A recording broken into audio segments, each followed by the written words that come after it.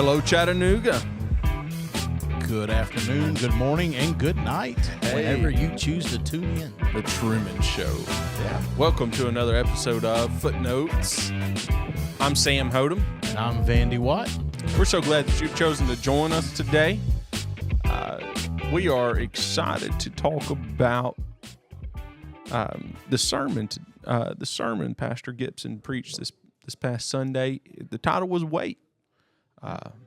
So all we're going to do is just... Yep, we're just going to sit here and stare into the camera. Just wait. For just however long it takes. We're going to wait. Just you wait. You know, quick history lesson. That's how the Quakers actually used to do church back in the day. That is true. Yeah. And so they used to go into their meetings and they would have, different things, different times. And they would just sit and wait until someone felt they had a word from God and the Spirit moved. Get up and speak. And it was pretty interesting stuff. But that would be quite awkward if we did that today, though. Well, and it has a time and a place. I would say I've heard of the underground church in China having to do something very similar. They have to sit on their hands so they don't clap. They have to be very muted in their worship as they wait on the Lord. But that wasn't the context of the sermon. Not at all. But we could easily go down whatever rabbit trails for history that we want to. Anytime that you and I are both on here together, man. That's about what we end up doing. That's it. Let's go back to the sermon. Pastor Dan, he preached out of Acts 4 when Jesus 1 and 4. Jesus told the disciples, he said, to wait on me, to dwell, to wait. Yeah. It was a lesson in waiting for them. It was 40 days after the resurrection. There was 40 days that he was with them, and then he said, "All right, peace out. I'm good. I'm leaving." And so he said, "Go and wait." And 10 days till Pentecost. Yeah. As he was. He didn't actually get to preach in the sense of preaching a full sermon, but it was very much a word for today. Yeah, absolutely. And it was a word that was confirmed through what was happening in the service as well. So, we invite you to tune in, go back and watch the service so you can kind of see and engage in what was happening in service today. But there wasn't a ton of content. What it was a time of prayer today. It was a time of waiting on the Lord to move in particular situations in particular lives. You come across different references to this. Psalms 27. It has such an interesting. David had such an interesting take on waiting. Wait for the Lord. 27 and 14. Be strong and let your heart take courage. Wait for the Lord. Also Psalms 37. He writes again about waiting, 37 and 7, and he says, "Be still before the Lord and wait patiently for him. Fret not yourself over the one who prospers in his way, over the man who carries out evil devices." I find it such an interesting thing that what I would characterize as maybe the most ADHD character in all the Bible, David. I mean, the guy did everything. Yeah. He was here, there, and everywhere. But he waited. Yep. Go ahead. He Selah he coined that term, that waiting on God, of giving time to rest in God. Vandy, what are some experiences you've had in that? Just waiting in general. I have this feeling for just quick background here.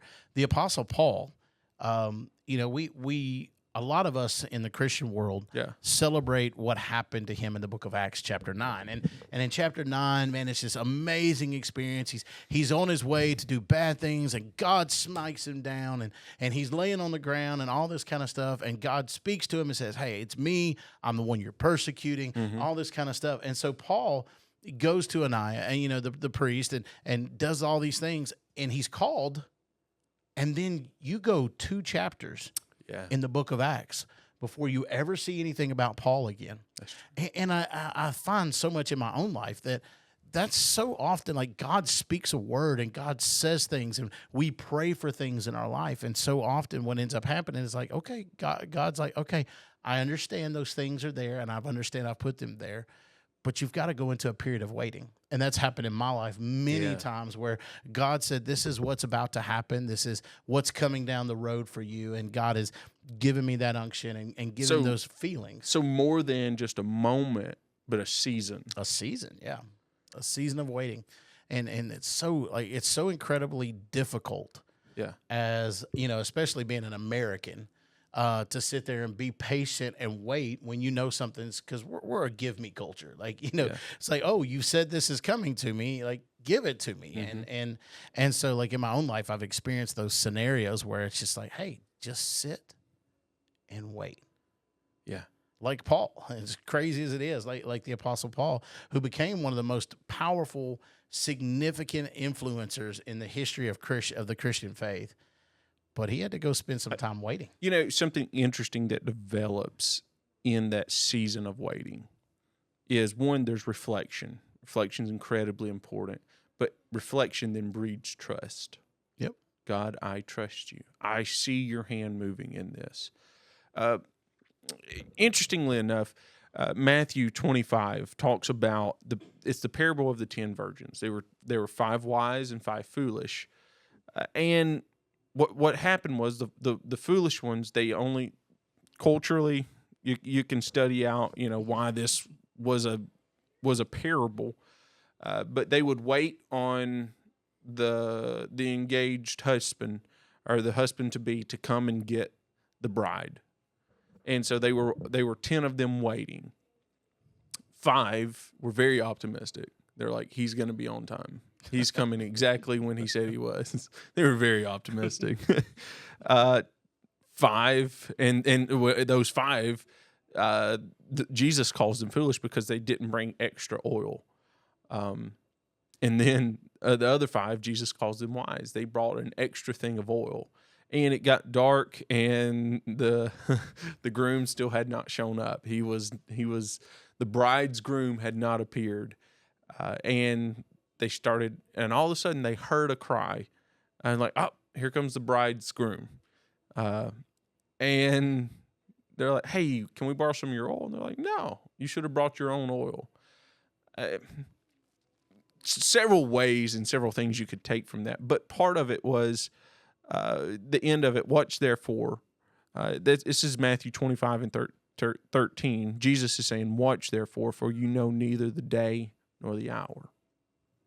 He's like, you gotta wait. Yeah. He's talking about his return. He's talking about, but I find this to be a truth in following after Jesus is he doesn't exist within time. That's good. Yeah. He doesn't. I mean, if you were to go to Mary and Martha and Lazarus, they were his friends, and they're like, hey, Lazarus is sick. Will you come and heal him? And and he just kept doing what he was doing. Lazarus died, and he just kept doing what he was doing. And they're like, hey, why don't you go do this? Yeah. And this is actually where and when I was in Sunday school, this was everyone's favorite verse to quote was Jesus wept. And it wasn't because that Lazarus had died that Jesus wept. It was because of their lack of faith, them not understanding. I'll pair that with the waiting. We have to have the faith and the trust that our Master, our Father, has the best intentions for us. Yep. And we're following him. That's good. What he does or doesn't do, it's not he's not ambivalent to our needs, but he is looking out for our needs. Right. Sorry for this, but they've done an experiment, a couple experiments. There was I'm going to say this was scientific experiments here, but like there was a couple like where they'll train animals, they'll shock them, like, you know, light shocks, not killing shocks here. But you know, they'll shock the floor here, and so the animal will stay over here. Well, what they did was they shocked the whole floor just on a continual, just a to enough that it made the animal very discomforted, and they couldn't figure out how to make it stop. And so they just laid down, and it was learned helplessness. They couldn't do anything about it, so they just they just became broken. If you've ever trained a horse, you know training a horse is called breaking a horse. You break their will and mold it to yours. I understand most people aren't horse trainers, so I was going to say, it's not really something we did where I grew up. Yeah, so. Well, it's there's something about that nature. I would say in that sense that waiting on God is about, if as Pastor Dan ended the service, not my will, God, right, but Thy will. And that's a powerful, powerful prayer. Yeah, it's powerful hard prayer. Yeah, because, if I may, we can come down to two different pieces of that. We can be ambivalent or not ambivalent. We can think that God is ambivalent to our needs, and we can have a learned helplessness, or we can have trust. Part of that is 100% driven by our perspective. Yeah. We can be learned, well, God's just going to do what He's going to do. Oh, woe is me. Or we can say, you know what? God's going to do what He's going to do. Yeah, and we kind of can parallel this to, waiting in a doctor's office's waiting room. Oh, Lord. We can go. I know we all do. We all have a traumatic experience, but the fact of the matter is when we're in that waiting room, we can approach it with, well, doctors always run behind. Yeah. Or we can say, you know what? Maybe this is the time that they're going to be on time, and everything I've been waiting for is actually going to happen. Mm-hmm. And, it's really, really impressive when you approach it with the mindset of, oh, this is not the time, or, they're going to run behind or whatever it is. And then they show you up and they're like, boom, here it is right now. And it's so much of a parallel like God is. Yeah. So often we can find ourselves getting to that point where we're like, you know what? They always run behind. They always run behind. They always run behind. Yeah. God's not doing it in His time or my timing. He's doing it in His, all this. And then boom, God does it. In a service in a place like what we had today. It was such a tremendous, tremendous time. There was another experiment that they did with, I believe it was mice, and they stuck them in a container that they couldn't escape, and full of water. And so after whatever time that mice would drown because they would get tired, it would be like, let's just say 15 minutes.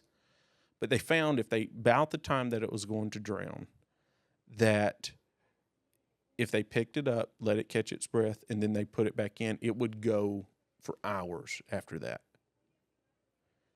And so that tells me that hopelessness, if I may, the hopelessness that you may be in, that you feel like you're in, that the relationship that you have with God is going to inform your outlook. And it's not the time, it's not the intensity, it's not the duration, but it's your outlook, right, based on the relationship, that is going to allow you to survive, thrive, or die. Yeah, exactly like you said. It's the perspective. Yeah. It's the perspective through which you can view that. So if I don't know. You can go back and listen to the sermon, watch the sermon, pray, because God's going to move on you. Right. He's done that for me. I'll say that. I'm not just saying that from someone that's never watched the sermon. I have prayed as they pray, and God will move on you as you hear the word. But remember this, that though He slay me, still I will trust Him. I'm going to wait on the Lord. Right. I want to encourage you. Trust God. Wait on Him. Allow Him to renew you. Those that wait upon the Lord shall renew their strength. Yeah. And don't forget the moments where you can just be still, as the psalmist wrote. Be still. Yeah. And know that He is God. And God will step in when it's time. Man. That powerful word. It was a powerful presence, powerful move of God. I want to encourage you. Go to www.cachattanooga.org. Check us out. We would love to know more about you. Connect with us online. There'll be a form. Let us know your prayer requests, what you need, and all the different things that if you're struggling and you just need a word of encouragement, reach out to us. We'll pray with you. Absolutely. Man, thank you for watching today. Thank you. See you next time. Yeah.